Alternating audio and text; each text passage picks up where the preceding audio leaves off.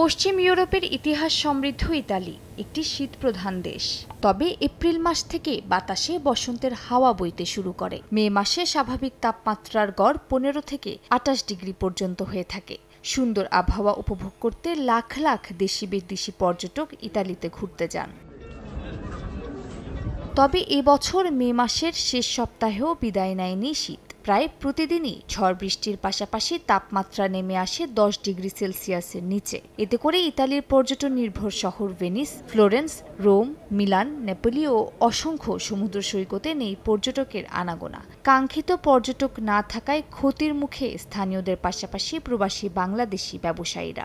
এই শীতের কারণে আমাদের ব্যবসা প্রতিষ্ঠান, আমাদের অনেক ভাইয়েরা ব্যবসা প্রতিষ্ঠান চাকরি বাকরি নিয়ে যথেষ্ট সমস্যায় ফেলতেছি। টুরিস্টও কম আসতেছে। আমরা যারা ব্যবসায়ী আছি ভেনিসে অথবা বিশেষ করে বিচে অনেক টুরিস্ট কম আসতেছে। এরকম অবস্থায় ব্যবসায়ীরা অনেক ক্ষতিগ্রস্ত হচ্ছে। পর্যটন শিল্পে বিশ্বের অন্যতম গুরুত্বপূর্ণ দেশ ইতালি। দেশটিতে বসবাসরত বিপুল সংখ্যক প্রবাসী বাংলাদেশি এসব ব্যবসায় জড়িত। হাজার হাজার মটেল, হোটেল, রেস্টুরেন্ট ও উপহার সামগ্রীর ব্যবসা প্রতিষ্ঠানের মালিক বাংলাদেশি। সময় সংবাদ,